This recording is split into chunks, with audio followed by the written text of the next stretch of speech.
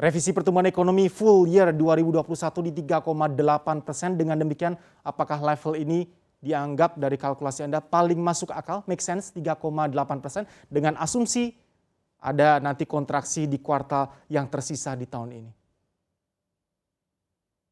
Kami justru agak berbeda ya, karena kami sejak dari awal tahun itu memproyeksikan 3,8% merupakan baseline.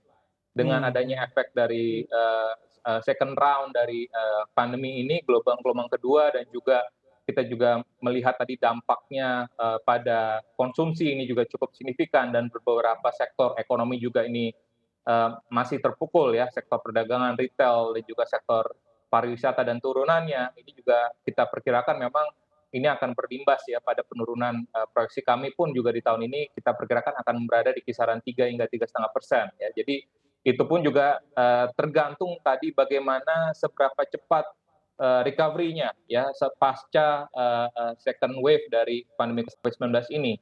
Dan ya, kalau kita berkaca pada kondisi di India, ini memang pada saat terjadi second wave di India itu memang mobilitas menurun ya akibat ada lockdown, tapi pada saat kasus COVID sudah mulai melandai ataupun turun, ini aktivitas ekonominya sudah lebih cepat pulih. Sehingga makanya itu juga disampaikan oleh Bu Menko juga ya, bahwa asumsinya kita juga melihat bahwa harapannya setidaknya memang angka ekonomi secara keseluruhan bulan Juli ini memang pasti akan relatif lebih rendah ya dibandingkan dengan bulan-bulan sebelumnya ya, yang memang kita lihat trennya kan ini terus meningkat ya dari bulan April, Mei, Juni agak sedikit turun, Juli memang dia akan kembali turun. Tapi kita harapkan bahwa angka di bulan Agustus dan September ini akan terus membaik sehingga akan berlanjut lagi nanti di kuartal keempat. Sehingga itulah yang kami pikir bahwa untuk kedepannya kami pikir bahwa pertumbuhan ekonomi kita akan tetap positif, tapi tentu tadi ada adjustment ya, khususnya di kuartal ketiga ini kemungkinan memang akan bisa berpotensi di bawah 3% ya, sehingga tapi overallnya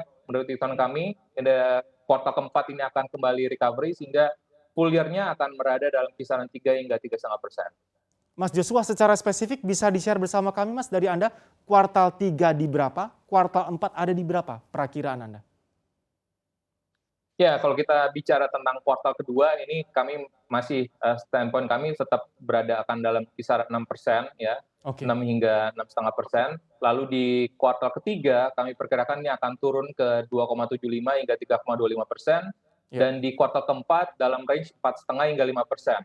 Dan jadi secara keseluruhan tadi akan berada dalam rentang 3 hingga 3,5%. Install aplikasi kami CNBC Indonesia di Google Play Store dan App Store untuk mengikuti perkembangan terkini berita bisnis dan ekonomi.